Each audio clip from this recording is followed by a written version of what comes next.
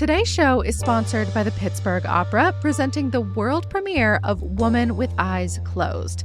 Here's what you need to know. There's this gal named Mona. She realizes her son is an art thief who has stashed stolen paintings in her house. So she's got a decision to make. Does she give them back to the museum? Does she keep them? Does she turn her son in? Or does she destroy the evidence? This is all based on a real-life art heist, and Woman with Eyes Closed will keep you guessing until the very end.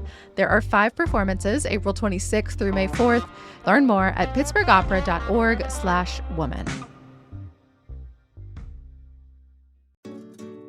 This episode is supported by Perico Gardens. Jens, I bought a house a couple of years ago, my very first, and I've mostly spent that entire time ripping out all the old, half-dead shrubs to give myself and my yard a blank slate. But now I don't know what to do.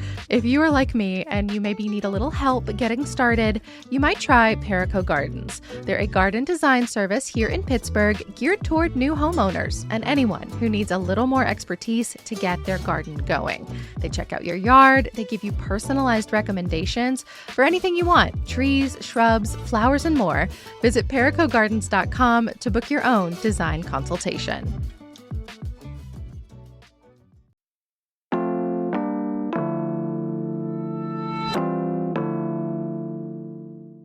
Today on CityCast Pittsburgh. This past weekend, maybe you celebrated Easter, Passover, or the other high holy day, 420. And maybe some of our lawmakers did as well, because there's a couple of state representatives, including Pittsburgh Rep. Emily Kincaid, who put out a memo with a plan for legalizing recreational cannabis. So we're bringing back host Megan Harris's conversation with a couple of Capitol watchers to talk about if this is finally going to be the year that Pennsylvania legalizes and what a recreational cannabis program could look like. It's Wednesday, April 23rd. I'm Sophia Lowe, and here's what Pittsburgh's talking about.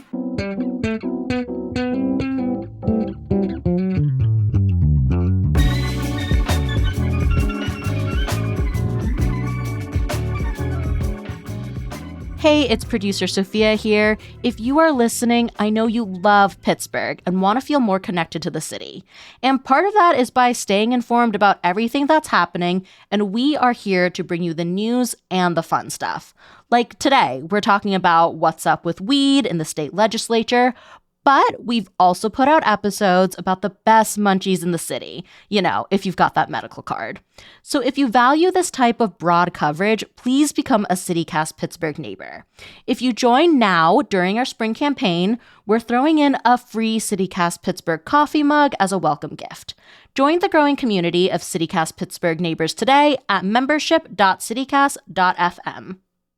I'm with Ed Mahan and Stephen Caruso, both reporters for Spotlight PA, but we've also been doing this exact conversation for 3 straight years.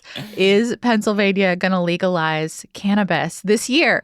And Ed, is it going to happen? Is it going to happen this time? I guess my answer will be the same as the other 3 years. Maybe. It's like, unlike past years, I'm running out of other states that can legalize it around us. The only one left to join the legalization club is West Virginia. I know. And Pennsylvania likes to make West Virginia the butt of our jokes, which is not fair or appropriate ever. But it's like they're the only ones left with us. Stephen, maybe you know, I feel like people in my circles are suddenly wildly confident that this is the year.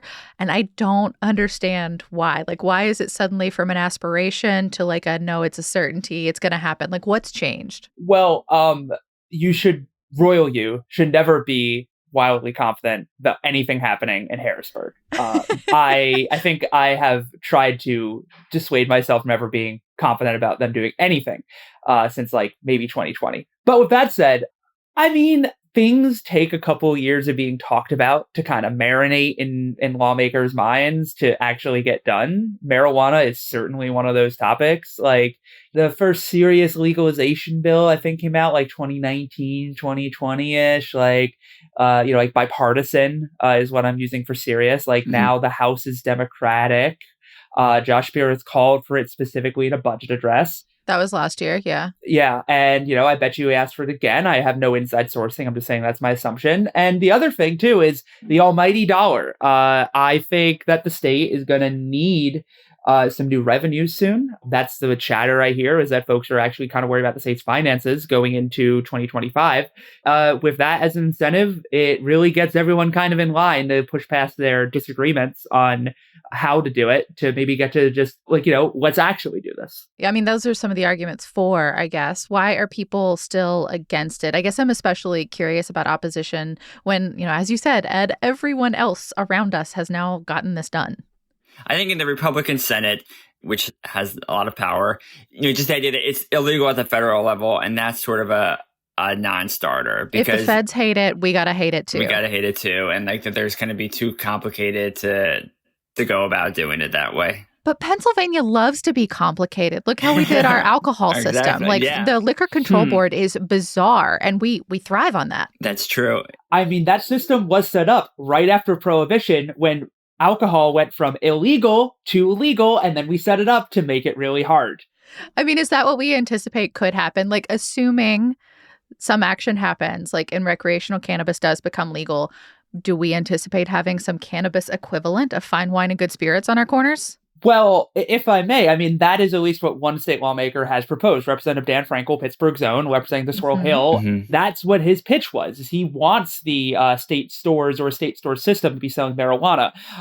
I should point out that no other state has successfully made that work. I think New Hampshire came the closest, and then they ran into some legal issues, especially as we are right now, where it is technically you have a state selling something that's illegal federally, which can create some problems of federalism. But, I mean, with that said, that's definitely been one push. It's backed by a powerful union, UFCW. I think some of the public health folks are kind of a little behind that, with the thought of having the state as a gatekeeper. I mean, the other option is allowing the active medical marijuana companies to kind of step into the market. A lot of them sell recreationally. There might be a middle option in between, but that's kind of what the fight really is over. Have the state sell it potentially with its pitfalls, or have, those companies sell it already, who are already in the state. Yeah, and I'll just jump into that seems like if those are the two choices, there's the third camp that wouldn't want to legalize it at all. And then if you have two camps, one is state store versus a more private system, it seems like you are potentially decreasing the odds of it passing if those two things are competing with each other, because then you have the third camp who's happy to not legalize it at all. I mean, how big is that third camp? I'm thinking of that poll that y'all reported on last year that found the majority of Pennsylvanians actually want that.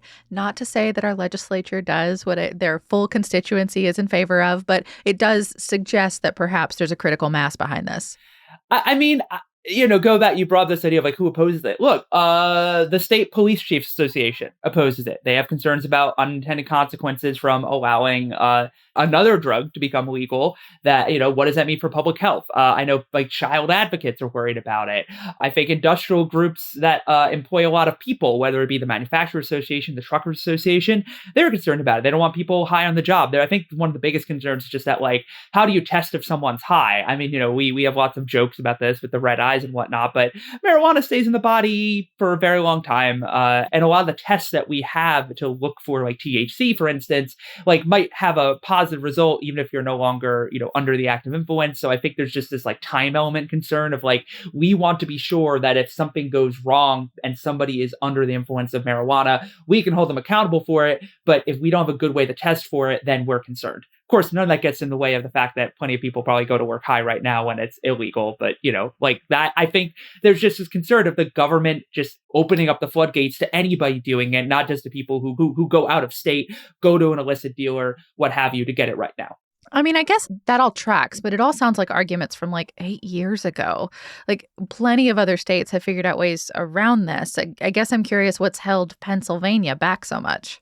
I mean, when you say that other states have found ways around that, I mean, I think that's, no one's going through it because we still have the federal government smacking the way. Yeah. I mean, I think, the public health concerns, how well those states have addressed them, or whether they've just legalized it and allowed the consequences to happen. And when we talk about consequences, they are different than other drugs. And there's no reported deaths from an overdose of marijuana, for instance. So, all conversations about marijuana tend to have that acknowledgement that the risks to this drug, even when used inappropriately or abused, are relatively minor. That's something the doctor told me very recently. But there are potential negative health consequences. And so there's a question of whether those states have just, legalized it without fully grappling with those public health consequences.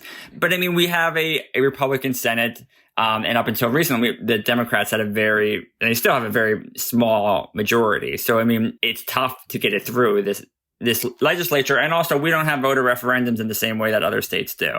I think that's probably one of the big ones. Like other states can, like the populace, the people can bring something to their own ballots. And here in Pennsylvania, we've talked about that on this show before, but it is wildly complicated to nearly to the point of impossible. Yeah, like you can't use it to go around the legislature in the way that those other states can. The legislature has to let us do it multiple times over multiple sessions. It's not about what the people want in that case.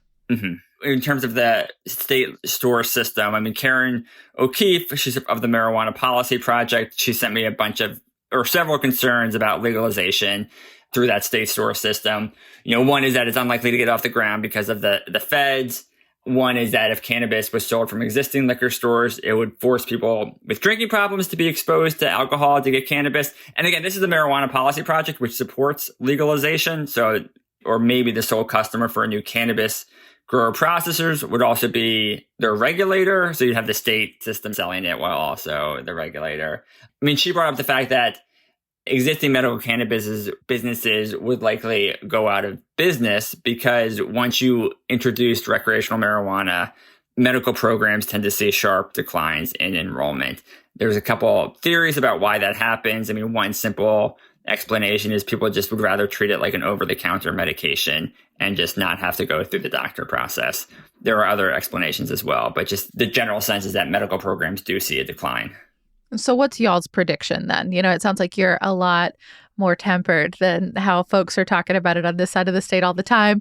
If the legislature were to attempt something like this, if the governor does back it again, do you have an expectation as to when we might hear something? Look, I think that a lot of debates in Harrisburg are settled come budget season. We'll all be looking, I think, come May, June. This could maybe become a fall thing, but frankly, lawmakers have gotten really bad at passing anything outside of the budget time. And as Ed noted, like the fact is it really falls upon people who are pro-legalization settling on their framework. They don't have a settled framework right now. This debate between estate stores and broadly what I think that represents is a more restrictive way of selling marijuana versus a more free market way of selling marijuana, championed by the companies who are currently involved in the medical marijuana program in Pennsylvania. Those two sides of we should legalize weed need to come to a consensus, and so far they have not.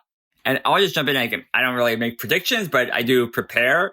And I guess what I am preparing for is the Democrats in the House to take action on this, to at least get it through a health committee, and for then, I mean, I'm preparing for the idea that there's going to be a full vote in the state house. And then, but what the Republican-controlled state Senate is going to do I do not know.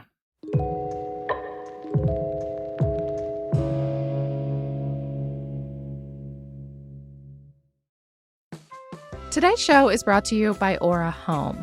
This Mother's Day, don't just tell the moms in your life how much you love them. Share what's going on in your world in a way that can stick with them for years to come. I've got a cousin. She is older than me, kind of an aunt, really, and we haven't lived in the same city in almost 20 years, but I want her to know me and the family that I have found here in Pittsburgh. So she got an Aura frame a while back, and it has fully changed how we talk to each other. So I send her frame pictures of my kid, who she's only met in person like 2 or 3 times, but she knows exactly when he took his first step, what color his favorite cars are, and that when he is up to something, he looks exactly like our grandfather.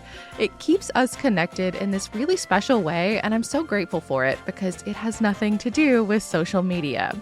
Aura's Carver frame was Wirecutter's #1 pick for a digital photo frame, and you've probably seen it in a bunch of other gift guides. So if you have not gotten one yet, now is the time, because Aura has a great deal for Mother's Day. For a limited time, listeners to this show can save on the perfect gift by visiting auraframes.com to get $35 off plus free shipping on their best-selling Carver matte frame. That's Aura, A-U-R-A, frames.com, promo code CityCast. Please support the show by mentioning us at checkout. Terms and conditions apply. Today's show is sponsored by the Allegheny County Elections Division and their call out for a very important duty. They want you to be a poll worker in our upcoming primary election. If you are a patriotic sort, maybe someone who gently pressures your friends and family to please go vote, if you're naturally cheery or helpful, if you don't mind a touch of very light paperwork, if you love stickers as a reward for being a good citizen, you can do all this and more, plus your civic duty, by being a paid poll worker. Election Day is May 20th, and poll workers earn between $150 and $175 for the day. And if you're brand new to the gig, you will be trained, plus you get paid for that too. One note, to participate, you must be registered to vote here in Allegheny County. I know we don't have to tell our regular listeners just how important these primaries are. This will very likely be when Pittsburghers, for example, elect the next mayor. So if your time is flexible and you think this might be right for you, learn more and apply at AlleghenyVotes.com. What sort of promises have you made to yourself this year? Getting in better shape, eating healthier, saving more money, traveling somewhere new? What about discovering a new culture by learning a new language? With Babbel, you can do that in just a few weeks. I'm David Plotz, the CEO of CityCast, and I've been learning Spanish with Babbel. Babbel's quick 10-minute lessons, handcrafted by over 200 language experts, get you to begin speaking your new language in 3 weeks or whatever pace you choose. And because conversing is the key to really understanding each other in new languages, Babbel is designed using practical, real-world conversations. The Spanish I learned on Babbel really helped me on a recent trip to Mexico City. Ordering in restaurants, shopping at the textile market, cheering on at the Lucha Libre. And I've been keeping it up since I got home. You're a podcast listener. I know that because you're listening here. I bet you'll love Babbel's new podcasts. On Eavesdrop in Espanol, which I listen to, you get to listen to a real conversation, then have the teacher host explain back to you. Then you listen again and catch everything. And you can even read along in the transcript. It's a really fun and effective way to learn. Let's get more of you talking in a new language. Babbel is gifting CityCast listeners 60% off subscriptions at babbel.com/CityCast. Get up to 60% off at babbel.com/CityCast. Spelled BABBEL.com/CityCast. Babbel.com/CityCast. Rules and restrictions may apply. So recreational cannabis, still not legal, but medical cannabis is. And I want to talk about that for a second because, Ed, you have been looking into some interesting issues about how medical cannabis is getting prescribed here in the state. So first off, right now, how does someone qualify for a medical card and who signs off on that? So you need one of, I think it's like 24 general conditions right now. The big ones are anxiety disorders and chronic pain, and PTSD is on there too, but it's not as common. But there's a set list of conditions. Not everybody qualifies just in terms of their health. You need approval from a doctor. So either someone with an MD degree or a DO degree, and they need to certify that you have one of these conditions. Once they certify that, then you don't get like a traditional prescription. You get approval to go to a cannabis dispensary and buy the products that you want to buy. Doctors can limit the form of marijuana on these certifications. In my experience, I haven't heard that being very common. You mean like the way you ingest it? The way you ingest it or any other sort of limitations they want to say. But in general, it's just they approve the card, you go to a dispensary to buy the cannabis. And you've been doing several investigations on this and found that like over the course of a year, for example, almost a third of all medical cards here in PA were prescribed by just a handful of doctors. Why do you think that that's a thing that we should be wary of? I think what we've heard from a bunch of different experts, including some medical marijuana doctors, is the concern is when it comes to doctors approving several thousand patients a year, you're getting into 40 patients a day or more. And just the question of what kind of quality of a service are you providing when you're approving a certain number of patients a day? Yeah. We talked to one medical marijuana doctor who talked about how if you can't access your medical marijuana doctor after an appointment, that can create complications for you if, say, you need the doctor's written approval to continue with marijuana use while under court supervision, for instance. I think we've also heard of these issues just in terms of job stuff that comes up if they want some sort of documentation, that not having that direct access to your doctor which can be an issue if you go through a third-party certification company, which I can talk more about. But if you don't have like the continuum of care, if you're not actually like having an ongoing relationship with the doctor, then it just creates sort of problems. And those problems can mean that you can't use cannabis. Yeah, I mean, in isolation, I can see how, like, especially like for job stuff and, legal stuff, of course, this is going to come up. I can also see how for like some users, it can be nice to just be able to tap into some kind of medical system and not have to talk to a doctor all that much. Like, in other states, you just walk into a store, and I think it seems like that's kind of the system that's de facto been created behind the scenes in some places. I think, yeah, I mean, that's another concern too. I mean, one aspect of it is trying to focus on the patient experience. It's like, what is the value that they get for these appointments? And maybe in Pennsylvania, that value is that they're getting certain protections, legal protections, or at least they feel like they're getting certain legal protections from using cannabis, and they can have access to the cannabis. I think one criticism we've heard from a doctor after the story ran was just that the idea that this is de facto legalization that comes at a price for the consumer, and then lucrative benefits for people who are offering these services. I mean, actually, does that impact the price? Like the going rate of what you might acquire in one of our neighboring states, say Ohio or New Jersey or something like that, versus what we have to pay once you factor in like medical costs and going to your doctor and all this extra stuff? Yeah, I guess the point is just like the $100 or $200 that you're paying for a card every year, and whether that's like a burden that you should have to, should be required of you. And, even more in the realm of like patient rights and everything like that is, there have been supporters of the medical marijuana program, patients who say having to go back every year to get a certification is pointless for someone with a chronic condition, because that condition's not going away, and to make them have to jump through that hoop, that there should be, looser rules about that. And there was a genuine push to loosen those rules from members of the state's medical marijuana advisory board. They didn't get very far. There was a push in legislation, but right now that requirement is through regulation. Like the state medical marijuana law doesn't actually say you need approval every year. That's happened through regulation. Oh, I definitely thought that was like part of the OG like plan. In talking to people, it's my understanding is the card renewal is part of the original legislation, if I'm correct. One of the things I thought was the most interesting about some of your reporting, Ed, is like you also talked about like what happens if one of these doctors gets in trouble, like if they've been, found liable in some way of medical misconduct, that doesn't disqualify them from participating in these prescription programs. Yeah. And so, what we found was, under the Wolf administration, nobody was turned away because of prior discipline. Once their license was in good standing, they were allowed into the program. Under the Shapiro administration, it was still relatively rare, but there were some doctors who were being turned away because of prior discipline. And that really opened up questions about what is fair. If someone has a license in good standing, should they be allowed to be in the medical marijuana program, or should they be subject to extra scrutiny? I mean, patients have to get recertified to doctors?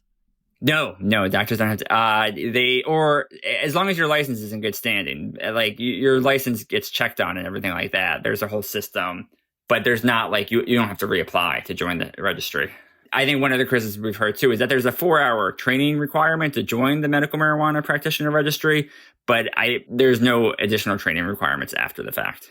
I'm not surprised to hear that regulation is like part of what's complicating Pennsylvania's system. But I guess it bears the question, like, is it possible that additional regulation could solve some of these issues? So there are two buckets I'd put in. One is that they have less regulation would help, but there's also more regulation. So I'll talk about more regulation real quick. They could subject physicians to a probationary period. They could subject physicians to certain limits on how many patients they can approve for the program. I talked to Patrick Nightingale, medical marijuana cannabis advocate. He's in the Pittsburgh area. I mean, he was in favor of clearer rules about who's allowed in and who's not allowed in. And so he was generally had good things to say about this type of proposal, even though he's, much more on the pro-marijuana side. I think there's a case that clearer rules for everybody could be good. I mean, there's the other aspect of just loosening some restrictions. Right now, doctors can't advertise their services as someone who can approve a medical marijuana card, but there are third-party companies who can. I mean, there are people who have concerns about marijuana and its expansion who don't think that's a fair system or a fair setup, and that it creates these middlemen who people have to pay a fee to. Well, and I think everything Ed is saying is part of why, like, it's so hard to think of how to legalize it recreationally. Like, everything Ed is looking at is from a 8-year-old law that, like, you know, Ed is still digging through the implications of. And as he mentioned, there are lawmakers who are like pointing his reporting saying we should tighten this up. And then, there are people in the legislature trying to have this conversation about, expand even further. And sometimes these fault lines even play into like really big issues for cannabis consumers. For instance, an industry-backed bill wants to let there be home grow of marijuana for your own consumption if you're an existing medical patient, or if you're a future medical patient, but they don't want to let recreational people do that. And for consumer advocates who just are have looked at legalization bills across the country, that's a big deal. Like, they think home grow should be part of any bill for anybody. If you're going to legalize it, why is it legal for a big corporation to grow it, to sell to everyone, or someone who just has this one license to grow it, a couple plants for themselves, because apparently a doctor says that they have a condition. But if I want to just smoke my own reefer that I grow on a windowsill, that's not okay. Like, these are all of the fault lines that have to be figured out in a bill. And, these are complicated issues from a lot of people who I think sometimes like don't realize how big an issue this can be. I hear you when you say, like, it's hard to imagine how we legalize and, like, undo 8 years of regulations like this. But also, like, wouldn't most of these problems be solved if we just went ahead and legalized? I think that the big thing is once you legalize, you do see medical marijuana programs drop. But is that a bad thing? I mean, wouldn't that, like, open the field for, like, as you say, like, the folks who want access to this, but maybe the medical system was never where they were supposed to be? Yeah, I mean, yeah, and I guess to your point, like whether you would see a significant impact on the medical side, you'd see a much smaller medical program, presumably, if it followed the pattern of other states. And so whether this medical program was a bridge to full legalization, I think some people could see it that way. I think that I brought that up not as an argument for or against recreational. I'm just like, this is complicated. And I think it's one of those issues that seems not that complicated for people who are just like, let me smoke up like this drug that's available in most of our neighboring states that, like, a lot of states have said is totally fine, that the federal government's constantly going back and forth about what they're going to do. People campaign on legalizing it. Like it's an issue that's really like permeated our culture especially for the last 20 years or so. Mm-hmm. But like Pennsylvania, it's just like already, I would say our legislature is kind of slow moving. Mm-hmm. And then you kind of layer it on top of, I think we still have a lot of social conservatives, divided legislature, competing political interests. Like, this is a big industry. They spend a lot of money on lobbying. They spend a lot of money on campaign contributions. It all gets really complicated really, really, really quickly. This is not a defense. It's just an explanation. Yeah. I mean, I guess as you're taking like kind of the sum of all these things, do you think that it's still worth, our state considering decriminalization? Like, if we can't do full legalization this year, next year, some year at some point, then is decriminalization still on the table? Some advocates say that should be just the starting point. Decriminalize it, make sure that nobody's being, thrown into the criminal justice system. For possessing like small amounts. They're not trying to like move kilos of the product or something. Yeah, like that is an argument that some folks have made. Chris Goldstein, an advocate from Philly, has made this point to me. And I do think, I'm not super familiar with all the numbers, but I do believe there is a decent case to be made that Pennsylvania prosecutors do go a little bit more after possession than other neighboring states. But all of that to say is like, then, though, I brought that case up with Dan Laughlin, an Erie Republican who's championed legalization in the state Senate. And he's like, well, if you do that, you're going to kind of cut the legs out from the legalization push. You kind of need that pressure of the people who are like, stop arresting us to get a legalization bill through. So, I would say from a harm reduction standpoint, it would make sense. But the General Assembly is not a harm reduction focused body. I mean, God help me. I really want my legislature to like do what the people want and would be best for the populace, not just what's politically advantageous. I would say that, this is the lifelong endeavor of many people who put their lives into Pennsylvania government is to try and do that. And I don't know, Megan, are you thinking about a run for office or something? No.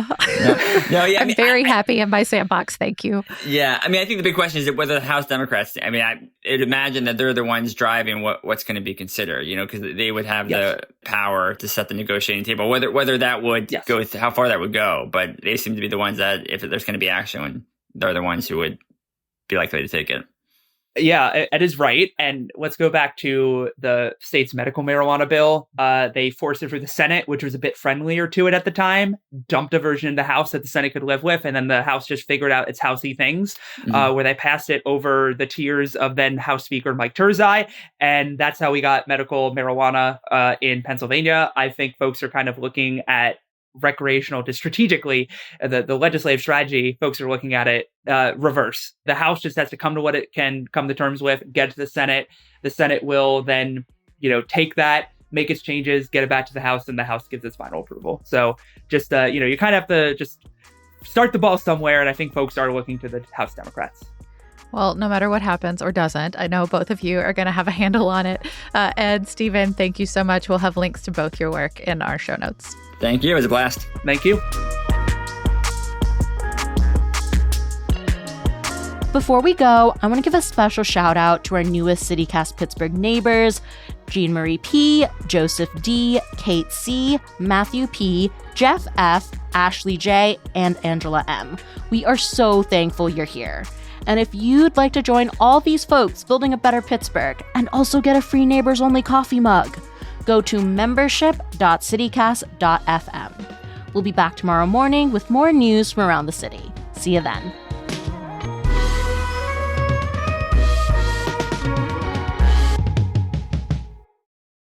The Steelers are the greatest dynasty of all time, according to my son did a project about this last year. What? He entered a Pennsylvania statistics competition. I think that was his conclusion, that he looked at Steelers, Patriots, Cowboys, and I think maybe somebody else. But yeah, I think the takeaway was the Steelers were, according to his measurements, the best dynasty. Hi, Yins. It's Megan Harris. And if you love CityCast Pittsburgh, I've got a way for you to get even more out of it. And that's by becoming a CityCast Pittsburgh neighbor. Neighbor is the new name for the CityCast Pittsburgh membership program. So when you become a neighbor, you're not just supporting our work, which thank you, you're also unlocking benefits that make being part of this amazing city even more fun and rewarding. Like access to our exclusive member-only events. We're thinking insider tours, volunteer meetups, even happy hours with other neighbors who love Pittsburgh like you do. So every Monday, we're going to send you a curated list of the best things happening in town that week, so you will always be in the know. You'll also have access to ad-free listening, so episodes in a special feed, and we'll give you a thank you here on the pod. Even a chance to shout out your favorite local business or nonprofit. And if you join this week, we'll send you a fun new coffee mug proclaiming your status as a bona fide CityCast Pittsburgh neighbor. It is our way of saying thank you and making our morning chats feel even more neighborly. So head over to membership.citycast.fm today to become a CityCast Pittsburgh neighbor. That's membership.citycast.fm, and thanks.